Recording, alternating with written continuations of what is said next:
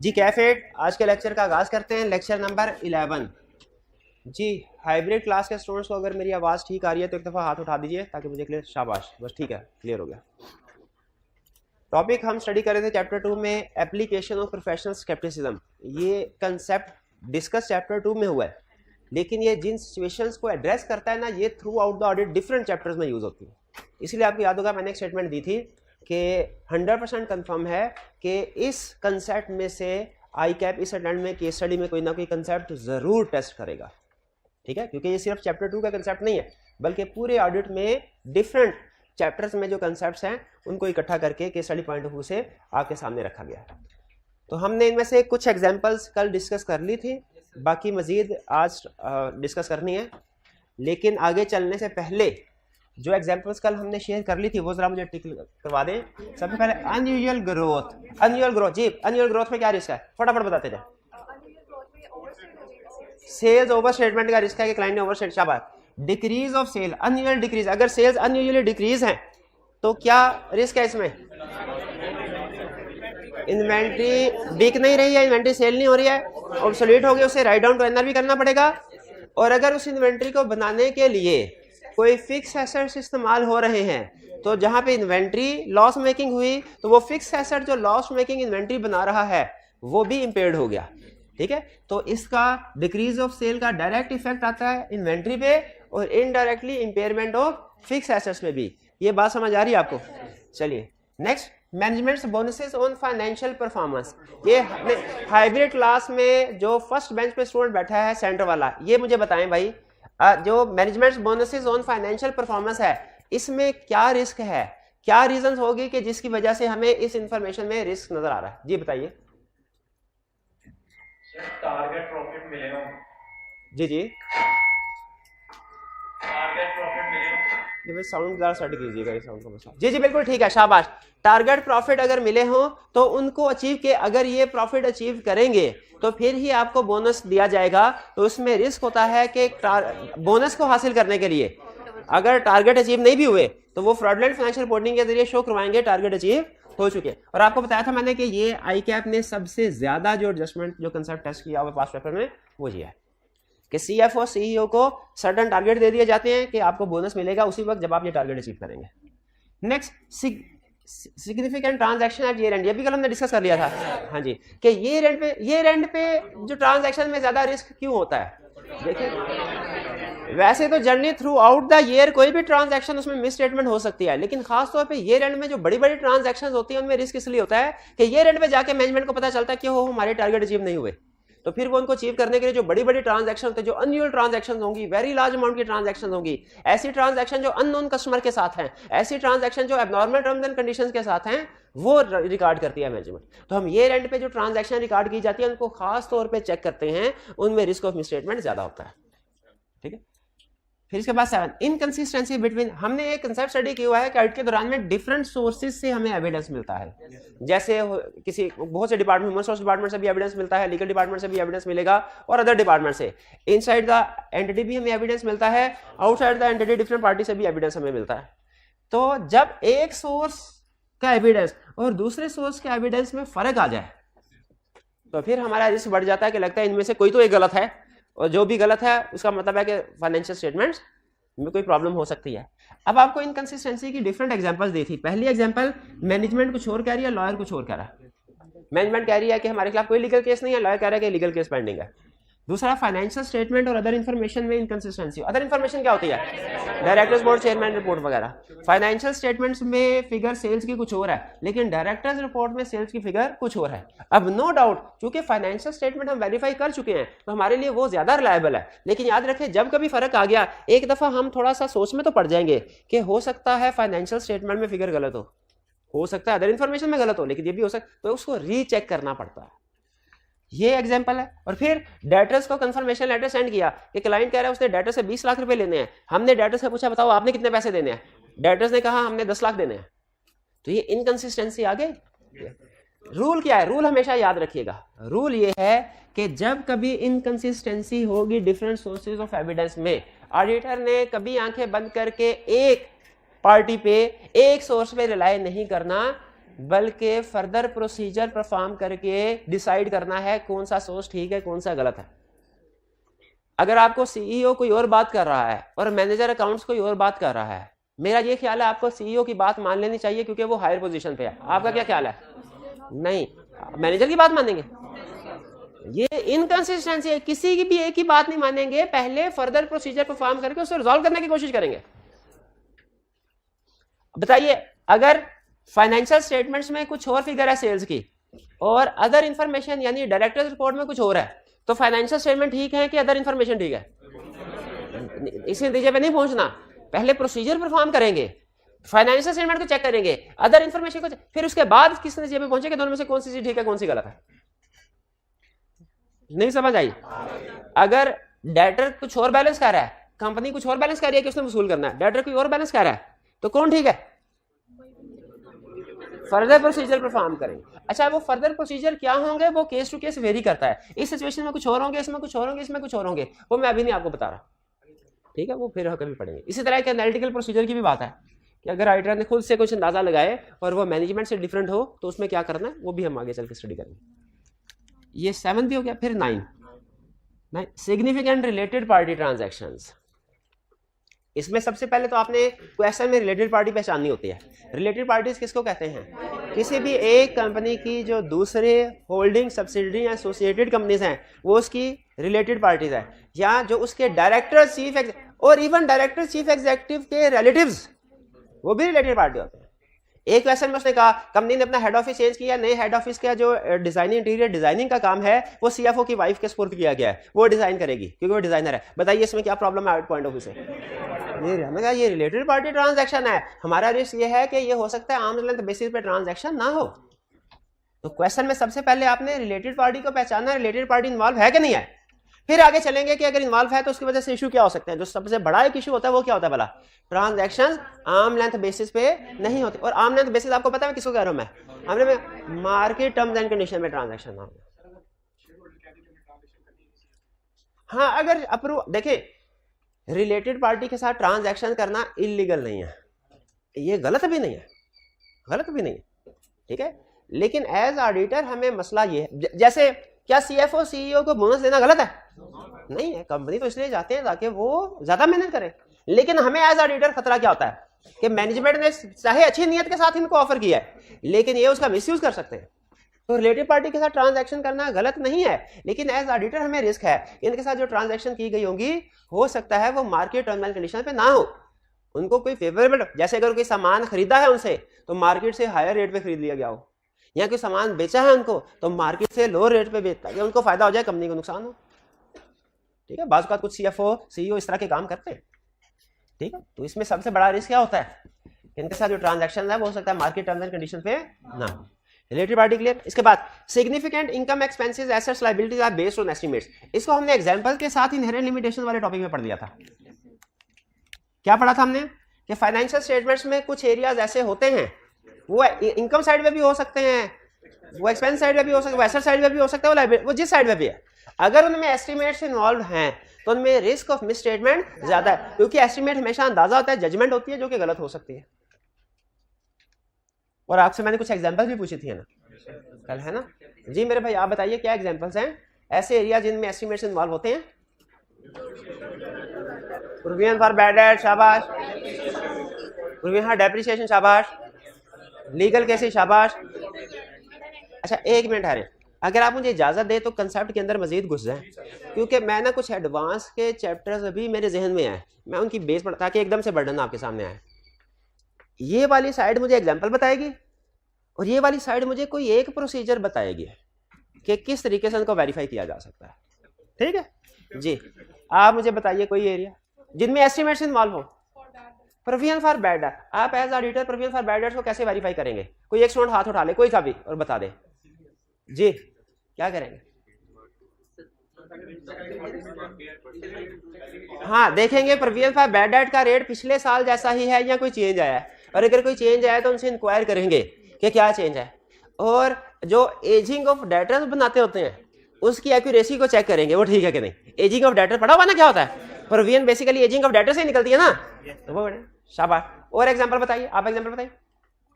Goodwill, जी बताइए goodwill को कैसे वेरीफाई करेंगे, कोई स्टूडेंट बता दे।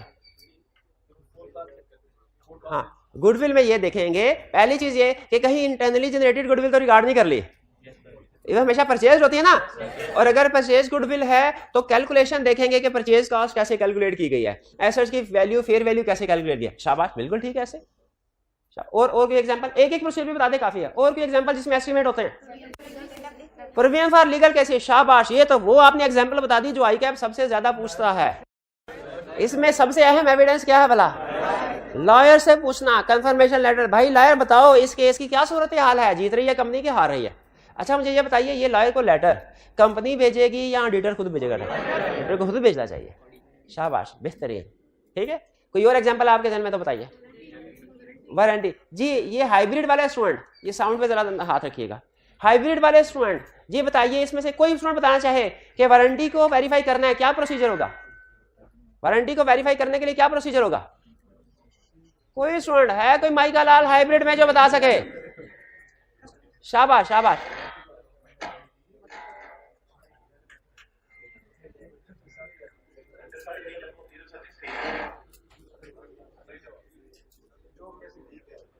जी जी जी,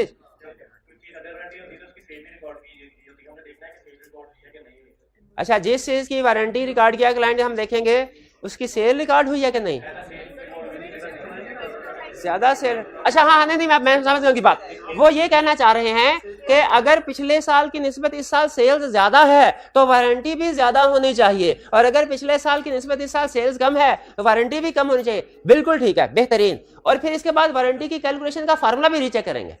असल में वारंटी की जो कैलकुलेशन, इसका एक फार्मूला होता है, ये बड़ा मुश्किल सा फार्मूला होता है कि अंदाजा लगाया होता है, हम 100 सेट सेल करें ना, उनमें से 3 सेट रिपेयरिंग के लिए आते हैं। जो 3 सेट रिपेयरिंग के लिए आते हैं उनके ऊपर एवरेज रिपेयर जो होती है ना वो 300 रुपये के करीब ही लगती है। तो इसका मतलब है एवरेज निकाल के एक सेट की सेल करें ना तो उसके ऊपर हमने 45 रुपये की वारंटी दी। इस तरह का एक फार्मूला होता है जो कैलकुलेट करके उन्होंने यूज किया। वो फार्मूला रीचेक कर लेंगे वो रीजनेबल है कि नहीं। बिल्कुल ठीक। चलें, अब यानी आप इस काबिल हो गए हैं कि आपको कोई भी एरिया दे दिया जाए तो आप टूटा फूटा एक आधा प्रोसीजर बताने के काबिल हैं कि सर इसको कैसे वेरीफाई करेंगे।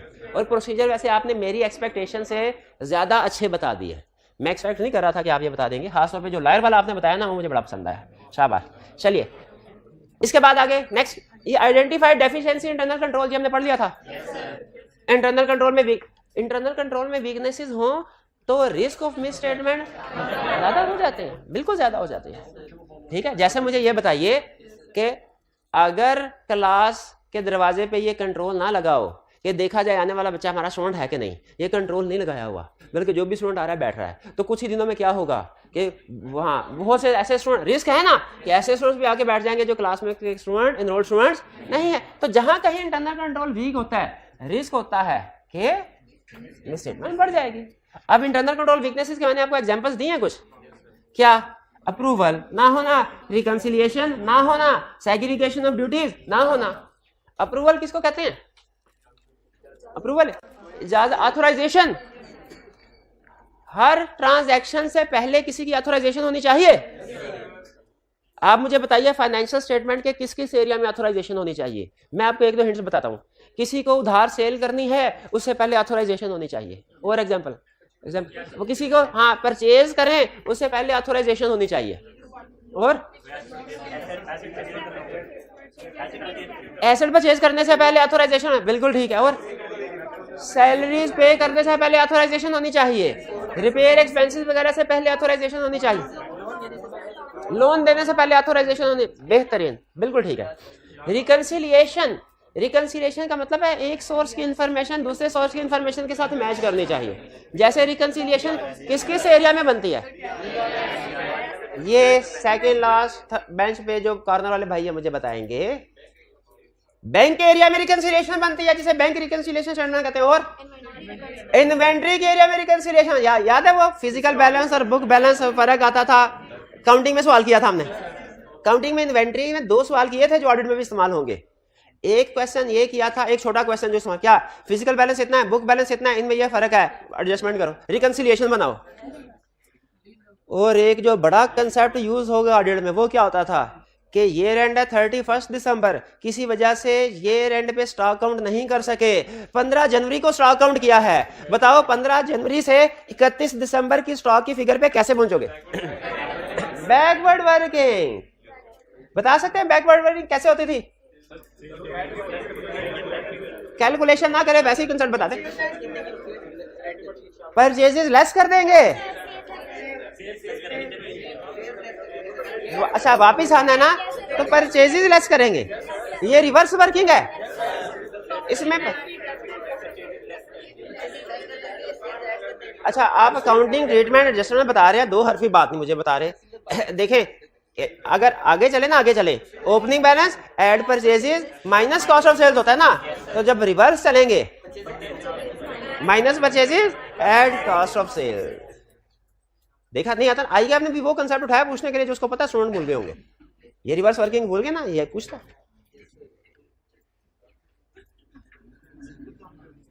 अच्छा अब देखें, मकसद ये आपको नहीं अंदाजा, ये पूरा ऑडिट आपके सामने खुला पड़ा है, तो आपको लग रहा होगा सर बड़ा स्लो चल, लेकिन कंसेप्ट से कंसेप्ट मिलता तो मेरा दिल करता है कंसेप्ट पढ़ा के आगे जाऊं। भाईजान ये जो आपने मुझे बताई ना रिवर्स वर्किंग, ये तो काउंटिंग में सीखा था। क्लाइंट आपसे कहेगा सर ये 15 जनवरी का बैलेंस है, लेस ये परचेजेस हैं, ऐड ये कॉस्ट ऑफ सेल्स हैं, ये सेल्स और इसकी कॉस्ट ऑफ सेल्स है, ये हमारा 31 दिसंबर का बैलेंस आ गया। आप कैसे वेरीफाई करेंगे कि वाकई ये चीजें ठीक क्लाइंट दे रहा है? हाँ शाबाश, 15 ये जो दरमियानी अरसे की सेल्स है इसको सेल्स इनवॉइस के साथ वेरीफाई करेंगे। तो दरमियानी अरसे की जो परचेज है परचेज इनवॉइस के साथ, अगर एक एक नाम और दे देना तो मैं बहुत ही खुश हूं आज।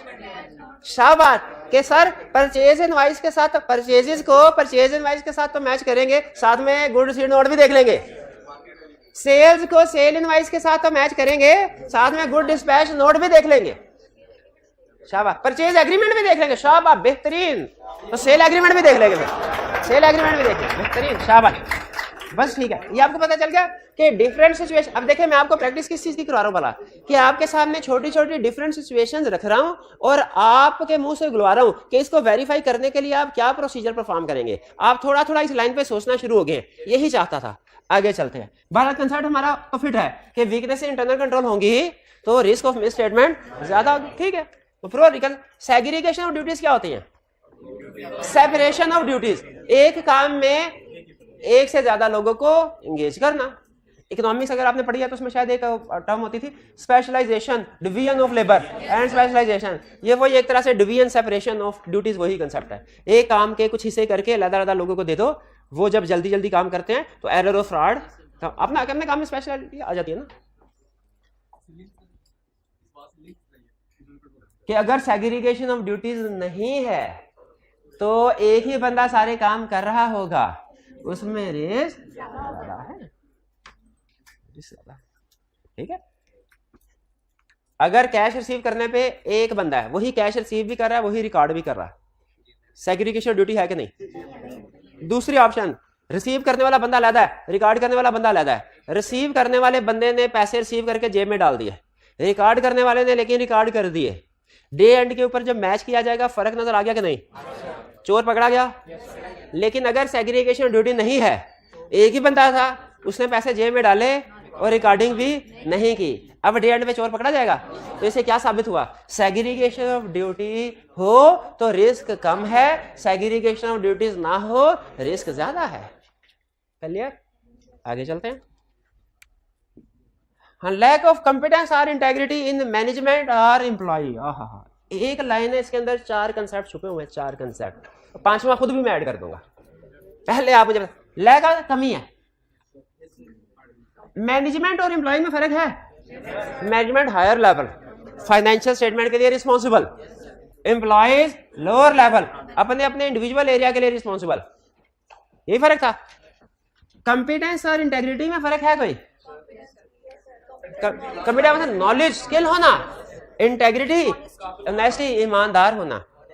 अच्छा मुझे ये बताइए, अगर एक आपके सामने मिस्टर ए है, मिस्टर बी है, मिस्टर ए में कॉम्पिटेंस नहीं है, इंटेग्रिटी है, मिस्टर बी में कॉम्पिटेंस है, इंटेग्रिटी नहीं है, आपको दोनों में, वैसे तो दोनों चीज चाहिए, दोनों में से एक चीज को सिलेक्ट करना चाहिए पड़े, कॉम्पिटेंस को सिलेक्ट करेंगे इंटेग्रिटी को? कितने स्टूडेंट्स कंपिटेंस को सेलेक्ट करेंगे, कितने इंटेग्रिटी को, होने ना, लेकिन अगर सेलेक्ट करना पड़े, हाँ इंटेग्रिटी वाले बंदे को याद रखिएगा, रिसर्च ये बताती है इंटेग्रिटी वाले बंदे को कंपिटेंस सिखाई जा सकती है, लेकिन जिसमें सिर्फ कंपिटेंस है ना उसे इंटेग्रिटी नहीं सिखाई जा सकती। हाँ जी, ये वो बंदा है जो अब ऑडिट के पॉइंट ऑफ व्यू से सुने, ये वो बंदा है जो एरर करेगा, lack of confidence, lack of integrity, वो बंदा है जो फ्रॉड करेगा। तो मुझे बताइए हमारे लिए एरर ज्यादा मसले वाला था, फ्रॉड ज्यादा मसले वाला होता है, ठीक है। अच्छा, अगर मैनेजमेंट पहली सिचुएशन कॉम्पिटेंस या इंटेग्रिटी में मैनेजमेंट इन्वॉल्व है या एम्प्लॉय इन्वॉल्व है, एक ही बात है कि फर्क है, किसका इफेक्ट ज्यादा होगा, मैनेजमेंट का, और एम्प्लॉय वाला इफेक्ट कम होगा। यानी इसको अब मैं इस कंसेप्ट को ऑडिट की टेक्निकल लैंग्वेज में कन्वर्ट करने लगा हूं। सुन लें, अगर लैक ऑफ कॉम्पिटेंस है एम्प्लॉय में तो रिस्क ऑफ एरर इंक्रीज होगा एट असर्शन लेवल। अगर लैक ऑफ कॉम्पिटेंस है मैनेजमेंट में तो रिस्क ऑफ एरर इंक्रीज होगा एट फाइनेंशियल स्टेटमेंट लेवल। अगर ये दो कंसेप्ट हो गए। तीसरा कंसेप्ट, अगर लैक ऑफ इंटेग्रिटी है एम्प्लॉय में तो रिस्क ऑफ फ्रॉड इंक्रीज होगा असर्शन लेवल। चौथा कंसेप्ट, अगर लैक ऑफ इंटेग्रिटी है मैनेजमेंट में तो रिस्क ऑफ फ्रॉड इंक्रीज होगा at financial statement level. Clear? 4 examples हैं। अब सुनिए, इनमें से चारों में से अगला कंसेप्ट पांचवा खुद अपनी तरफ से ऐड कर रहा हूं। चार सिचुएशन बताई ना इसके एग्जांपल में से, इनमें से एक केस ऐसी है जिसको ऑडिटर बिल्कुल बर्दाश्त नहीं करता, उधर ही सारा कुछ छोड़ छाड़ के घर चला जाता है रिजाइन करके। कौन से?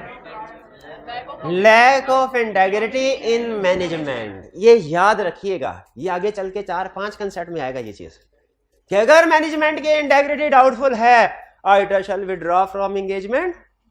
क्या लिखाएगा? अगर मैनेजमेंट की इंटेग्रिटी डाउटफुल है auditor shall withdraw from engagement. भाई कुछ समझ आई बात के? चलें, ये भी क्लियर हो गया, आगे चलते हैं। हाँ, intended sale of business share और बिजनेस एक ही बात।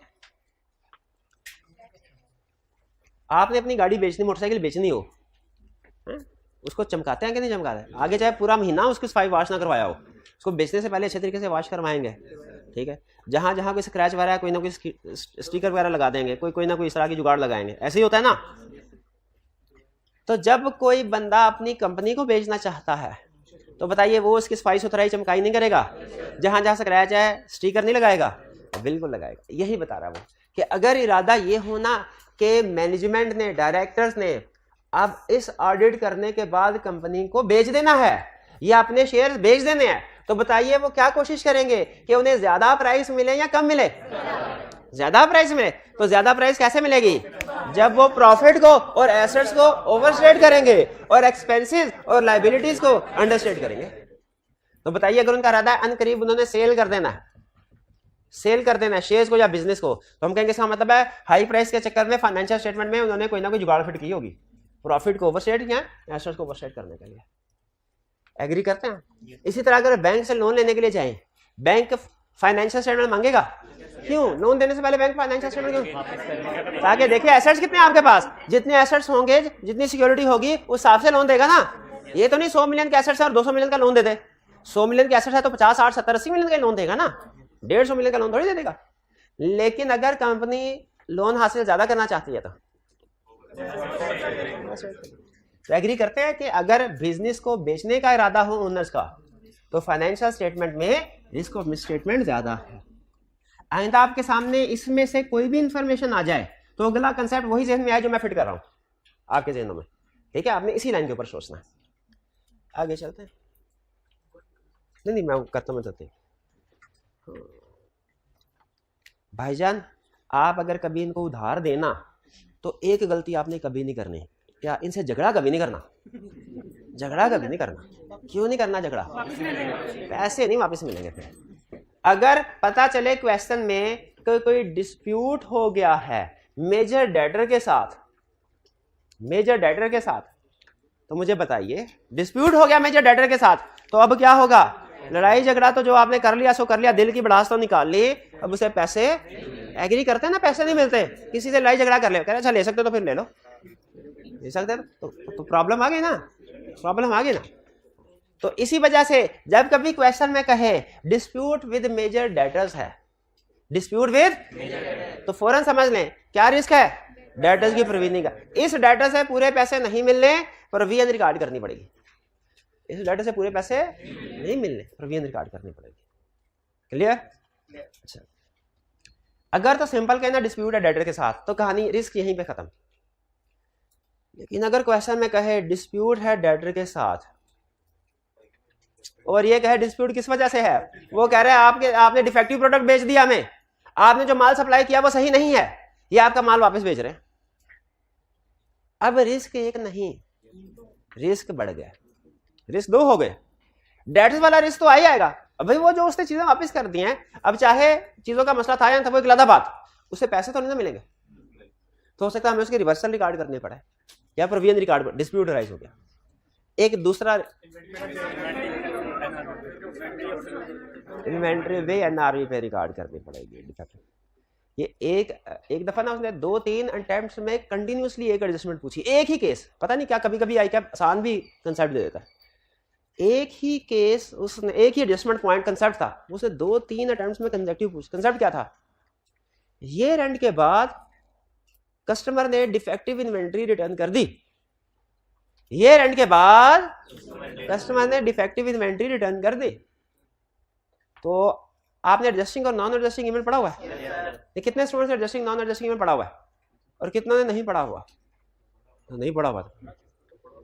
अच्छा, इसका मतलब ये होता है कि अगर आपने किसी को डिफेक्टिव इन्वेंट्री सेल कर देना और वो आपको बाद में वापस कर दे तो असल में ये सेल हुई ही नहीं, सेल, हाँ, रिवर्सल की एंट्री आपको इसी साल में रिकॉर्ड करनी पड़ेगी जिस साल सेल की थी, तो आपको रिवर्सल की एंट्री पास करनी चाहिए इसी साल में।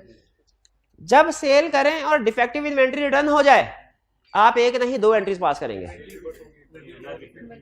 एक एंट्री मैं बताता हूं, दूसरी एंट्री आपने बतानी है। सिचुएशन क्या भला, डिफेक्टिव इन्वेंट्री रिटर्न हुई, एक एंट्री मैं बताता हूं, दूसरी आपने, मैं कौन सी एंट्री बताने लगा, सेल रिटर्न की, आसान वाली सेल रिटर्न। दूसरी आप क्या एंट्री करेंगे, एनआरवी ऑफ इन्वेंट्री की, इन्वेंट्री को राइट डाउन करना है, शाबाश। ये एनआरवी ऑफ इन्वेंट्री, भाई जो डिफेक्टिव इन्वेंट्री रिटर्न हुई है वो डिफेक्टिव है ना, क्वेश्चन में लफ्ज लिखा आ गया डिफेक्टिव है, तो इसका मतलब है वो रेगुलर प्राइस पे तो सेल नहीं होगी, एनआरवी पे होगी। ठीक है, तो अगर सिंपल कहे कि कस्टमर के साथ डिस्प्यूट है तो आपने क्या करना है, प्रोविजन रिकॉर्ड करनी है। लेकिन अगर आपको रीजन बता दें कि डिफेक्टिव इन्वेंट्री है तो याद रखें फिर आपने डेटर्स की प्रोविजन के साथ साथ इन्वेंट्री को भी एनआरवी पे रिकॉर्ड करना है। और फिर उसी तरह अगर मैन्युफैक्चर्ड इन्वेंट्री हो, मैन्युफैक्चर्ड इन्वेंट्री हो तो इन्वेंट्री फारक डिफेक्टिव इन्वेंट्री है, ठीक है, तो फिर इसका मतलब क्या होगा, आपको पता चला हमारी मशीन ऐसी बैटरी बना रही है मोबाइल की जो 2 घंटे चार्ज करे तो धमाके से फट जाती है। अब इसमें एक तो आपके पास जो सेट वापस आएंगे सेल रिटर्न वो तो सो होगी, दूसरा जो आपकी बैटरी स्टॉक में पड़ी हुई है वो भी एनआरवी पे रिकॉर्ड होगी ना, क्योंकि उसमें कोई रिपेयर, और तीसरा जिस मशीनरी से अब ऐसी बैटरी, इसका मतलब उसमें कोई ना कोई मैन्युफैक्चरिंग फॉल्ट है, उसकी इंपेयरमेंट भी रिकॉर्ड करनी पड़ेगी या नहीं, बिल्कुल करनी पड़ेगी। ठीक है, तो ये एक तीर से हमने 3 शिकार कर लिए। उसने कहा था मेजर डिस्प्यूट विद डेटर है, और डिस्प्यूट किस चीज का है, डिफेक्टिव इन्वेंट्री का। हमने कहा डेटर को खड़काओ, इन्वेंट्री को खड़काओ, और फिर उसके बाद मशीनरी को भी खड़का दो। एग्जाम में तीनों चीजें ध्यान में आ जाएंगी। हाँ, नहीं स्टॉक में इन्वेंट्री पड़ी है वो बिल्कुल रिस्क है, लेकिन वो रिस्क हम यहाँ पे कवर कर चुके हैं ये। हाँ, अच्छा, हाँ बिल्कुल ठीक है, बिल्कुल ठीक, आप थोड़ा सा आगे सही कह रहे हैं, सही। वो कह रहे हैं सर अभी ये ना एग्जाम में टेस्ट नहीं करता, ये प्रैक्टिकल कंसर्ट बता रहा हूँ, आपने पूछा है। उन्होंने कहा सर जो इन्वेंट्री वापस हुई वो डिफेक्टिव है, लेकिन जो इन्वेंट्री अनसोल्ड है वो डिफेक्टिव है कि नहीं? वो डिपेंड करता है डिफेक्ट किस चीज का है। बाज़ औक़ात डिफेक्ट ये होता है कि लोडिंग अनलोडिंग के दौरान में कोई चीजें टूट जाती हैं, तो कस्टमर उनको एक्सेप्ट करने से इनकार कर लेता है, वापस भेज देता है। अगर इस तरह का इवेंट है तो फिर सिर्फ वही इन्वेंट्री एनआरवी पे आएगी जो हमने सेल की है, क्योंकि बाकी ठीक है। लेकिन अगर डिफेक्ट कोई टेक्निकल नेचर का हो, जैसे हमारी बैटरी मैंने कहा हर 2 घंटे चार्ज करें धमाके से फट जाती है, तो ये इसका मतलब है सिर्फ उस इन्वेंट्री में मसला नहीं है जो सेल की हुई है, जो हमारे पास स्टॉक में पड़ी है उसमें भी मसला है, उसको भी एनआरई पे रिकॉर्ड करेंगे। चलिए ना, सही लाइन पे सोच रहे थे आप। आगे चलें। पेंडिंग लिटिगेशन, आई कैप का फेवरेट, अभी थोड़ी देर पहले भी मैंने ये लफ्ज़ बोला था लिटिगेशन की जब एग्जांपल आई थी, किन्होंने लिटिगेशन की एग्जांपल दी थी? हाँ शाबाश, लिटिगेशन आई कैप का फेवरेट। पेंडिंग लिटिगेशन का मतलब क्या होता है? कभी लीगल केस चल रहा है, तो लीगल केस चल रहा हो कोई भी, अच्छा वो कोई भी हो सकता है, वो लीगल केस हो सकता है कि आपने किसी स्टाफ को नौकरी से निकाला, उसने आपके खिलाफ केस कर दिया। सीरियस एक्सीडेंट हो सकता है जिससे एनवायरमेंट डैमेज हो गया हो, ठीक है, वो मुझे याद है अकाउंटिंग स्टैंड आईएएस स्टैंड में शायद एक एग्जांपल होती थी कि एक होटल कंपनी है, कस्टमर ने आके होटल का खाना खाया, उसके बाद फूड पॉइजनिंग हो गई, उन्होंने होटल मैनेजमेंट के खिलाफ केस फाइल कर दिया, होटल के खिलाफ, ठीक है। या आप कोई ऐसे ऑपरेशंस कर रहे हैं जिससे एनवायरमेंट में पोल्यूशन क्रिएट हो रही है। एक क्वेश्चन में उसने कहा आपकी कंपनी C5 लेवल की केस स्टडी थी, उसने कहा आपकी कंपनी ना प्लाजा बनाती है रेजिडेंट लोगों की रिहाइश के लिए, प्लाट्स वगैरह, ये फ्लैट्स वगैरह, और एक बिल्डिंग बनाई फ्लैट, उसमें 4th फ्लोर गिर गया जिससे कुछ लोगों को नुकसान भी पहुंचा, डैमेज हो गया। बताइए क्या जिन लोगों को नुकसान पहुंचा वो चुप करके बैठेंगे कि केस फाइल करेंगे? केस फाइल करेंगे जिसने भी कंस्ट्रक्शन किया है उस कंस्ट्रक्शन कंपनी के खिलाफ। तो लीगल केसेस किसी भी नेचर के हो सकते हैं। या हो सकता है कि प्रोडक्ट जो है वो सही काम ना करे, ठीक है, लोग उस वक्त भी, जैसे फूड पॉइजनिंग, प्रोडक्ट सही नहीं, आपने एक्सपायर्ड प्रोडक्ट्स खिला दी तो लोग आपके खिलाफ केस कर लेंगे। आपकी प्रोडक्ट, आपने कोई मेडिसिन इजाद की ऐसी, लेकिन उसके साथ आपने साइड इफेक्ट उसके नहीं लिखे, ठीक है। वो मैं हिस्ट्री पढ़ा था एक दफा, जब ये अभी आप देखते हैं सिगरेट के साथ लिखा होता है हमेशा सिगरेट नोशी सेहत के लिए नुकसानदेह वजारत सेहत, जब ये नए नए सिगरेट इंडस्ट्री आई थी ना उस वक्त ये नहीं लिखा होता था, तो लोग सिगरेट पीते थे, उनमें से किसी को कैंसर हो गया, फेफड़े का कोई कैंसर हो गया, तो उसने कंपनी के खिलाफ केस कर दिया और वो केस जीत गया। उसने कहा इन कंपनी की प्रोडक्ट्स में ये साइड इफेक्ट था, इनकी जिम्मेदारी थी हमें बताते, नहीं बताया। अब प्रोडक्ट सही काम नहीं, नुकसान पहुंचाया प्रोडक्ट ने कस्टमर को, कस्टमर केस करेगा। लीगल केस के एग्जांपल, एक केस स्टडी में उसने कहा कंपनी इलेक्ट्रिक हेयर ड्रायर बनाती है महंगे, तो कंपनी ने हेयर ड्रायर बनाया, अब उसमें कुछ ऐसी टेक्निकल फॉल्ट आ गया, वो टेम्परेचर जो उसका आउट ऑफ कंट्रोल हो जाता था, वो बाल सुखाएं तो थोड़ी देर बाद शोले निकलते थे, उसमें शोले निकले तो कुछ लोगों के बाल जल गए। अब ये भी प्रोडक्ट जो है वो सही काम नहीं कर रहे। अब मुझे बताइए जिनके सारे बाल जल जाए हैं, हालांकि वो सीए भी नहीं कर रहे थे फिर भी बाल गए, अब वो बर्दाश्त करेंगे इस चीज को? बिल्कुल भी नहीं करेंगे। लीगल केस है, शाबाश। तो अगर कंपनी के खिलाफ किसी भी सिचुएशन में लीगल केस हो गया तो हमारे लिए एज ऑडिटर रिस्क है क्या कि आया जितनी प्रोविजन रिकॉर्ड होनी चाहिए या जितने डिस्क्लोजर आने चाहिए वो होए कि नहीं। आपको पता है जब कंपनी के खिलाफ लीगल केस चल रहा हो तो दो ही पॉसिबिलिटीज हैं, या तो कंपनी केस जीतेगी या हारेगी। अगर कंपनी केस हारे तो उसे प्रोविजन रिकॉर्ड करनी पड़ती है, कितना जुर्माना अदा करना होगा, और अगर कंपनी केस जीत रही हो तो प्रोविजन नहीं रिकॉर्ड करनी, डिस्क्लोजर फिर भी देना है। कितने स्टूडेंट को ये पता था कि लीगल केस हो तो उसका डिस्क्लोजर आता है? कहाँ पढ़ा आपने? अभी मैंने भी तो पढ़ाया है, क्या अभी आपको पता नहीं चला? अब मुझे बताया कितने स्टूडेंट को ये पता है कि कंपनी के खिलाफ अगर लीगल केस हो और कंपनी हार रही हो तो उसमें डिस्क्लोजर देना होता है।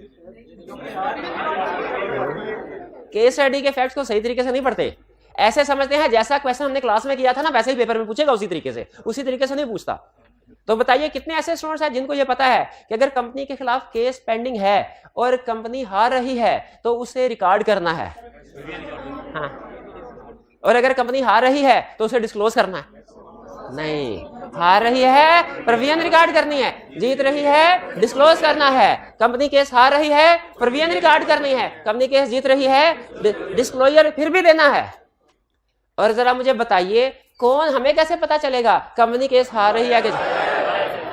हमें कैसे पता चलेगा कंपनी केस हार रही है तो कितनी अमाउंट पे करनी है? लॉयर बताएगा। तो इसका सबसे अहम, ये तो रिस्क बता दिया ना, इसके प्रोसीजर परफॉर्म करते हुए सबसे अहम प्रोसीजर क्या है? लॉयर को कंफर्मेशन लेटर सेंड करना है। लॉयर को कंफर्मेशन लेटर सेंड करना है। जब कभी लीगल केस आया लॉयर को कंफर्मेशन लेटर सेंड करना है। एक क्वेश्चन में उसने कहा क्लाइंट को प्रोडक्ट सेल करता है, कस्टमर्स को वारंटी प्रोवाइड करता है। हमने कहा ये तो बहुत अच्छी बात होगी, करनी चाहिए, कस्टमर को वारंटी करनी चाहिए कि नहीं? आम लोगों के लिए अच्छी बात है, एज ऑडिटर हमारे लिए बुरी बात। कैसे भला? हम कहेंगे वारंटी रिकॉर्ड, तो अब हमें देखना पड़ेगा वारंटी सही रिकॉर्ड की है कि नहीं की। एक क्वेश्चन में उसने कहा पिछले साल वारंटी पीरियड 3 इयर्स था, इस साल वारंटी पीरियड 5 इयर्स है। ये उसने क्वेश्चन में नीचे स्टेटमेंट दी। जब हमने इनकम स्टेटमेंट देखी तो पिछले साल जो प्रोविजन फॉर एक्सपेंस था, इस साल भी वारंटी का एक्सपेंस उतना ही था। बताइए कोई प्रॉब्लम है कि नहीं? जब वारंटी पीरियड बढ़ा लिया तो वारंटी एक्सपेंस भी तो बढ़ना चाहिए, क्योंकि अब ज्यादा सेट आएंगे। अब वो 4 साल 5 साल पहले जो सेट बेचा है वो भी आएगा। Provision for warranty. एक क्वेश्चन में उसने कहा, हल्की सी बात करिए चलते चलते, कि आजकल कस्टमर्स की कंप्लेन बहुत ज्यादा बढ़ गई है प्रोडक्ट की फंक्शनिंग के हवाले से। फिर आगे चला गया, क्या प्रॉब्लम है कोई? वारंटी, क्योंकि अब जाहिर है कंप्लेन बढ़ गई तो हमें ज्यादा उनको रिपेयर करके बेचना पड़ेगा। Provision for warranty clear. Revaluation of property plant equipment. Revaluation आपने पढ़ी हुई है कि प्रॉपर्टी को रीवैल्यू करवाते हैं। वो रीवैल्यू कैसे करवाते हैं? इंडिपेंडेंट वैल्यूअर आता है। अच्छा एक मिनट, हरे इंडिपेंडेंट वैल्यूअर, वो ज़बानी कलामी वैल्यूअर बता जाता है कि रिटर्न रिपोर्ट देता है। अच्छा मुझे बताइए एज ऑडिटर, ये एक पूरा स्टैंडर्ड है जिसका मेन थीम आपसे पूछने लगा क्वेश्चन की शक्ल में, पूरा चैप्टर है मेन थीम। वैल्यूएशन हुई प्रॉपर्टी की, हमें पता चला ड्यूरिंग ईयर वैल्यूअर आया था, उसकी रिपोर्ट भी है। पहली चीज, हम ना रिपोर्ट पढ़ेंगे ना ये देखेंगे वैल्यूअर कौन था, कैसा था, कहां से आया, किधर गया, मार्केट में रेपुटेशन क्या थी, कुछ भी नहीं देखेंगे। जो क्लाइंट से सिर्फ पूछेंगे वैल्यूएशन करवा के वैल्यू लिखी है, कहेगा यस ओके कर दे, ऐसे करेंगे। दूसरी ऑप्शन, हम वैल्यूअर को देखेंगे उसकी रिपोर्ट को नहीं। वैल्यूअर को देख, अगर वैल्यूअर अच्छा बंदा है, कंपिटेंट है, मार्केट में अच्छी रेपुटेशन है, एक्सपीरियंस्ड है, तो फिर उसकी रिपोर्ट में जो भी फिगर लिखी आंखें बंद करके रिकॉर्ड करेंगे। तीसरी ऑप्शन, वैल्यूअर को भी वैल्यूएट करें, उसकी रिपोर्ट भी पढ़ेंगे कि उसमें जो बड़ी बड़ी एक एक टेक्निकल चीज हम वेरीफाई नहीं कर सकते, लेकिन उसमें जो बड़ी बड़ी अजम्पशंस हैं, मेथोडोलॉजीज हैं, जो डाटा यूज किया गया है, उसको बड़ी बड़ी चीजें उनको चेक कर लेंगे वो ठीक है कि नहीं। तो क्या करेंगे? दोनों चीजें चेक करेंगे। याद रखें, अगर क्लाइंट ने प्रॉपर्टी प्लांट इक्विपमेंट की रिवैल्यूएशन करवाई है, रिवैल्यूएशन मॉडल थोड़ा सा मुश्किल होता है कॉस्ट मॉडल से। इसमें फेयर वैल्यू जब या इवैल्यूएट अमाउंट कैलकुलेट होती है ना, इसमें बहुत से एस्टिमेट्स जजमेंट्स इन्वॉल्व होते हैं, रिवैल्यूएशन गलत हो सकती है। इसीलिए रिवैल्यूएशन जब कभी करवाएं, किसी बहुत अच्छे कंपिटेंट एक्सपर्ट को एंगेज करना चाहिए और उससे रिपोर्ट भी रिटर्न लेनी चाहिए। क्लियर? तो बताइए, एक क्लाइंट आपका कॉस्ट मॉडल पे चल रहा है, एक क्लाइंट आपका रिवैल्यूएशन मॉडल पे चल रहा है, किसमें आपकी सर खपाई ज्यादा है? रिवैल्यूएशन मॉडल में। उसमें आपको वैल्यूअर को भी वैल्यूएट करना पड़ेगा, उसके वर्क को भी वैल्यूएट करना पड़ेगा। इसमें बताइए रिवैल्यूएशन प्रॉपर्टी प्लांट इक्विपमेंट में सबसे बड़ा सोर्स ऑफ एविडेंस क्या होगा? इंडिपेंडेंट वैल्यूअर की रिपोर्ट, इंडिपेंडेंट वैल्यूअर और उसकी रिपोर्ट, ये सबसे बड़ा एविडेंस होगा। आगे चलते हैं जी। अगर वैल्यूअर अच्छा नहीं है, डिपेंडेंट नहीं, इंडिपेंडेंट नहीं है, कंपिटेंट नहीं था, तो हम बताइए इंगेजमेंट से विड्रॉ कर देना चाहिए कि किसी दूसरे वैल्यूअर को एंगेज करना है? दूसरे वैल्यूअर को एंगेज करते हैं, विड्रॉ नहीं करते। हर बात में घर नहीं जाना, बिल्कुल ठीक है, सिर्फ जो इंटेग्रिटी डाउटफुल हो तब रिवैल्यूएशन प्रॉब्लम। फिर इसके बाद closure of factory. Closure of factory क्या है? अच्छा, इसको रिलेट करते हैं गोइंग कंसर्न के। पहले गोइंग कंसर्न समझा दो। गोइंग कंसर्न का मतलब क्या है भला? कि हमारा क्लाइंट 1 साल से ज्यादा अरसा चलेगा। गोइंग कंसर्न का मतलब क्या है? 1 साल से ज्यादा चलेगा। अगर क्लाइंट 1 साल से हालातों वाकयात ये बता रहे हो कि क्लाइंट देखे कल क्या होगा ये तो अल्लाह ताला को ही पता है ना। हो सकता है कंपनी बंद होने को कल को हो जाए, कोई ड्रोन अटैक हो फैक्ट्री के ऊपर, फैक्ट्री तबाह, कंपनी फारग। लेकिन हम नॉर्मल हालातों वाकयात को सामने रख के अंदाजा लगाते हैं। अगर नॉर्मल हालातों वाकयात बता रहे हो कंपनी 1 साल से ज्यादा अरसा चलेगी, हम उसे कहते हैं गोइंग कंसर्न है। गोइंग कंसर्न एप्रोप्रिएट है। और अगर पता चल रहा हो कंपनी 1 साल के अंदर अंदर ही वाइंड अप हो जाएगी, खत्म हो जाएगी, हम क्या कहते हैं? Going concern assumption not appropriate. अच्छा, पहले तो ये हम देख लें कि कब ऐसा होगा कि going concern assumption not appropriate हो सकती है। किन हालात में? अगर कंपनी की मेजर प्रोडक्ट फ्लॉप हो जाए, अगर गवर्नमेंट लाइसेंस कैंसिल कर दे, अगर कंपनी कंटिन्यूसली लॉस मेकिंग हो, अगर कंपेटिटर्स की तादाद ज्यादा हो रही हो, कंपनी का मार्केट शेयर कम हो रहा है, अगर कंपनी के अंदर इसको की एम्प्लॉयज छोड़ के जा रहे हैं, अहम एम्प्लॉयज छोड़ के जा रहे हैं, कंपनी बैंकरप्ट हो रही है, अपनी लाइबिलिटीज को पे नहीं कर पा रहे, लाइबिलिटीज बहुत ज्यादा है, एसेट्स बहुत कम, वगैरह वगैरह। तो बहुत बड़े बड़े लीगल केसेस कंपनी के खिलाफ पेंडिंग है कि अगर कंपनी हार गई तो पैसे नहीं दे सकेगी। ये सारी कुछ एग्जांपल है जिनमें हो सकता है going concern assumption not appropriate हो। ये इसमें से कुछ लिखी भी हुई है उन्होंने, कुछ जो बड़ी बड़ी एग्जाम में टेस्ट की हैं वो उन्होंने लिखी हैं, बाकी लिस्ट मैंने आपको बता दी। अगर going concern assumption not appropriate है, नॉट एप्रोप्रिएट है, बताइए कंपनी को ये फाइनेंशियल स्टेटमेंट्स में डिस्क्लोजर एडजस्टमेंट वगैरह करनी चाहिए कि नहीं? करनी चाहिए, लेकिन मैनेजमेंट नहीं करती। नहीं, हम कैसे पहले तो ये सुन ले, मैनेजमेंट क्यों नहीं करती? मैनेजमेंट कहती है सर यही वो टाइम है जब हमें पैसों की जरूरत है, और अगर हम इसी टाइम पे अपनी फाइनेंशियल स्टेटमेंट में बता दें कि गोइंग कंसर्न के मसले मसाइल हैं, तो इन्वेस्टर इन्वेस्ट नहीं करता। इन्वेस्टर जो कश्ती डूब रही हो ना उसमें इन्वेस्टमेंट नहीं करता, कहता है हालांकि हमें डूबने से बचने के लिए पैसों की जरूरत है। तो गोइंग कंसर्न इशू वो मैनेजमेंट की ख्वाहिश होती है कि इन इश्यूज को छुपा ले। इसी वजह से हमें रिस्क होता है कि जब कभी ऐसे इवेंट्स या कंडीशन होंगे जिनकी वजह से गोइंग कंसर्न पे डाउट क्रिएट हो रहा है, तो मैनेजमेंट ने उनको डिस्क्लोज नहीं, हालांकि उसे करना चाहिए। देखिए मैनेजमेंट का अपना पॉइंट ऑफ व्यू है कि डिस्क्लोज करेंगे इन्वेस्टर भाग जाएंगे, अभी हमें पैसों की जरूरत है। लेकिन ऑडिटिंग स्टैंडर्ड का अपना point of view, counting standard का अपना, वो कहते हैं कि अगर गोइंग कंसर्न इश्यूज है इन्वेस्टर को कंप्लीट पिक्चर मिलनी चाहिए, उसके साथ धोखा नहीं होना चाहिए। ठीक है, उसको पता चलना चाहिए कि आपके हालात किस पॉइंट पे पहुंचे हुए हैं। इन्वेस्टमेंट करने से पहले वो केयरफुल डिसीजन करें। गोइंग कंसर्न इशू समझ आ गया? अच्छा अब सुने, बाज़ औक़ात कुछ सिचुएशन में गोइंग कंसर्न इशू राइज होता है, कुछ सिचुएशन ऐसी है जिनमें लगता है कि गोइंग कंसर्न इशू राइज होगा लेकिन असल में होता नहीं है, और यही एग्जामिनर टेस्ट करता है और यहीं पे आप मार खाते हैं। कंपनी की फैक्ट्री में आग लग गई, फैक्ट्री की सारी तबाह हो गई, गोइंग कंसर्न पे डाउट क्रिएट हो रहा है कि नहीं?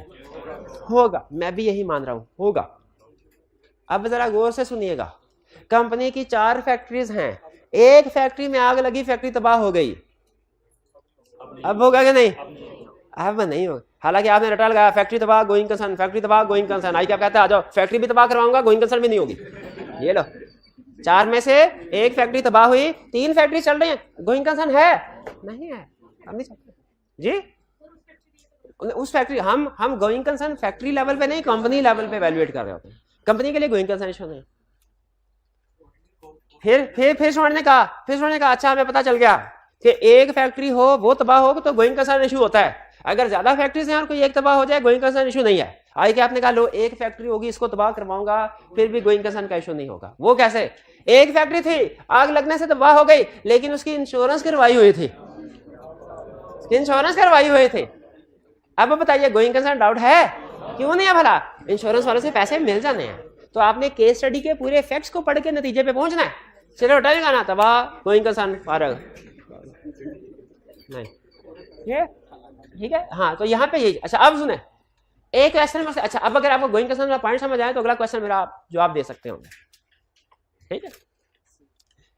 ये अब मेरा क्वेश्चन है हाइब्रिड क्लास में जी, हाइब्रिड क्लास के टीए जरा इस क्लास में किसी भी स्टूडेंट को माइक दे दीजिए, आप जरा साउंड पे हाथ रख लीजिए। क्वेश्चन मेरा ये है, आपने बताना है सिर्फ छोटी सी हाँ या ना करना है कि गोइंग कंसर्न का इशू अराइज होगा या नहीं होगा जी। क्वेश्चन मेरा ये है, क्लाइंट की 3 फैक्ट्रीज हैं, एक फैक्ट्री में सेल कम हो रही थी, इसीलिए फैसला किया गया इस फैक्ट्री को बंद कर दिया जाए। बताइए गोइंग कंसर्न का इशू है कि नहीं जी? स्टूडेंट बताइए हाइब्रिड वाले।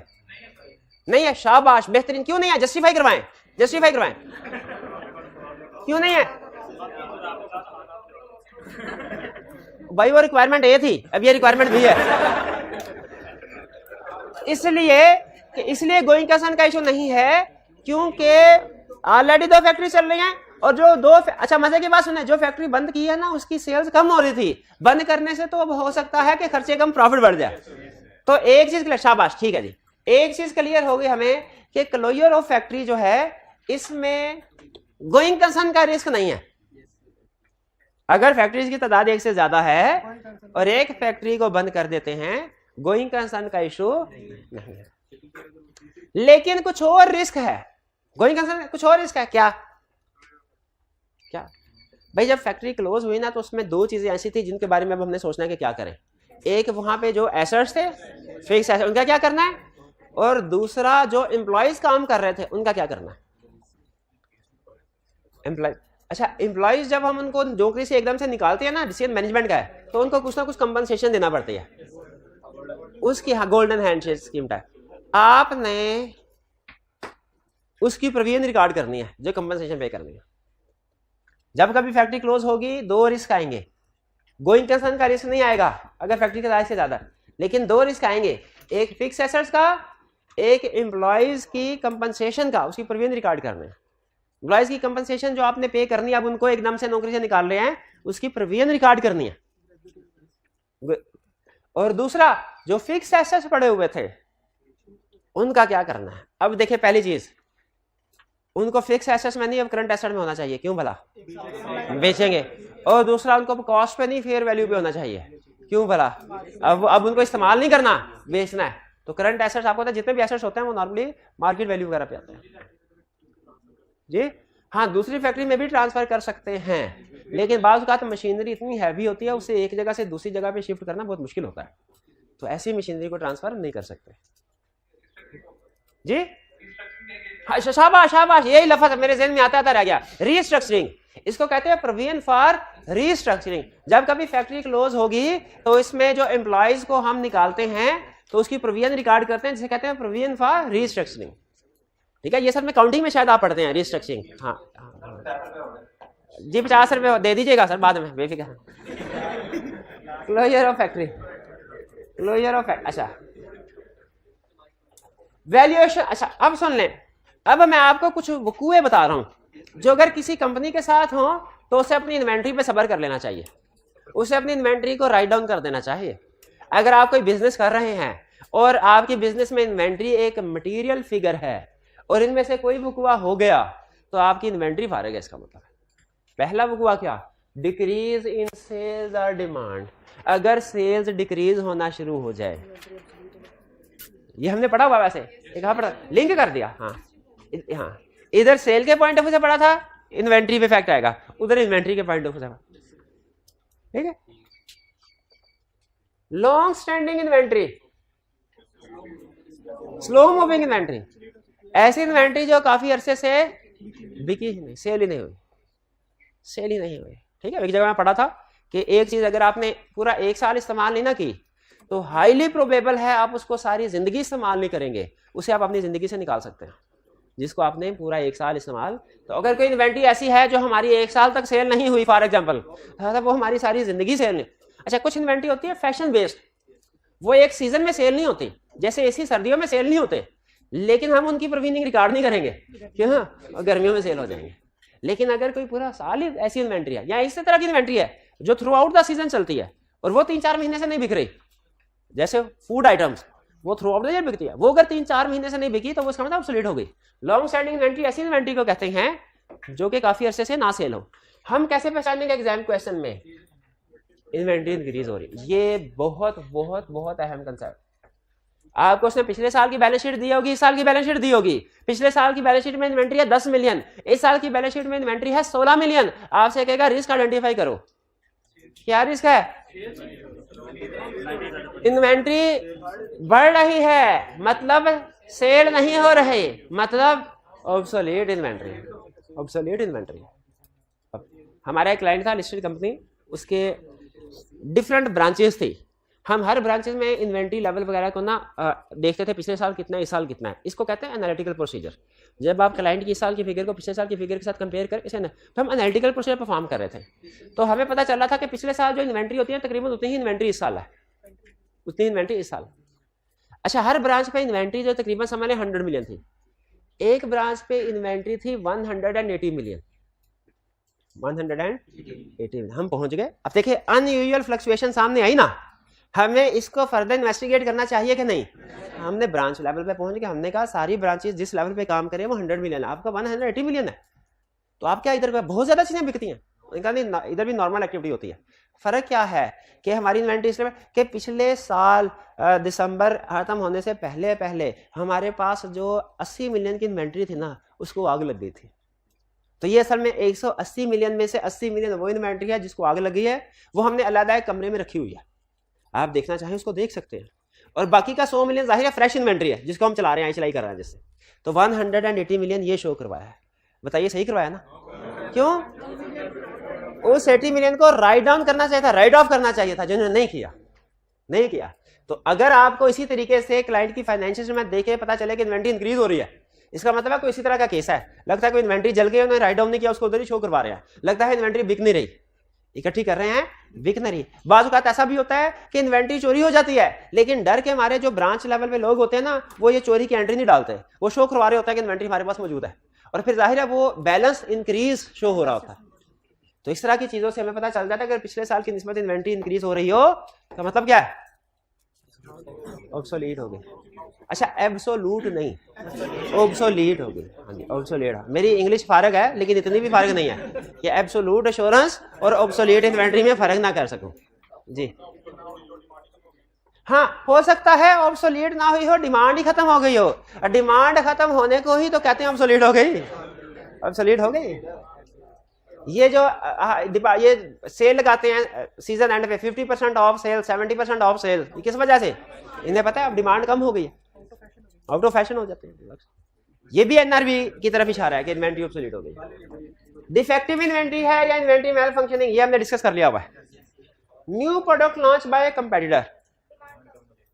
अच्छा ये चीज आप एग्री करते हैं कि जब कभी न्यू प्रोडक्ट लॉन्च होगी, जब कभी आईफोन का नया मॉडल आएगा, प्रीवियस मॉडल की प्राइस कम होगी, एग्री करते हैं?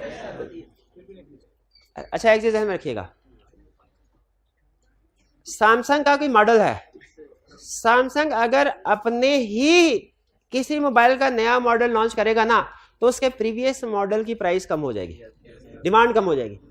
दूसरा केस, अगर सैमसंग ने कंपेटिटर ने कोई एप्पल ने फॉर एग्जांपल कोई नया मॉडल लॉन्च कर दिया तो स्टिल सैमसंग के एग्जिस्टिंग मॉडल की डिमांड कम हो जाए, क्योंकि जब कभी नया मॉडल लॉन्च कर उसमें नए फीचर जरूर होते हैं कुछ ना कुछ। इसलिए याद रखें जब कभी न्यू प्रोडक्ट लॉन्च हो वो चाहे कंपेटिटर करें या खुद करें, यहाँ पे कंपेटिटर लिखा हुआ है लेकिन ये खुद में भी अप्लाई होता है, तो हमारी एग्जिस्टिंग जो प्रोडक्ट्स होती हैं उनकी डिमांड कम हो जाती है, उनको हमने एनआरबी पे राइट डाउन करना होता है। ये वाली बात समझ आई? अच्छा चलिए आज के लिए मेरा ख्याल है हाँ जी इतना काफी है, क्योंकि हम आपको पता है कंसेप्ट से दूसरे कंसेप्ट में भी मूव करते हैं, आगे पीछे जंप लगाते रहते हैं। लेकिन ये लिस्ट आपने बार बार पढ़नी और समझनी है। मैं फिर कह रहा हूँ ये आपके सामने एक तरह से पूरा ऑडिट खुला हुआ है और इसमें से मैंने आपको बताया इंशाल्लाह कंफर्म क्वेश्चन आएगा पेपर में, आपने इसको अच्छे तरीके से समझना।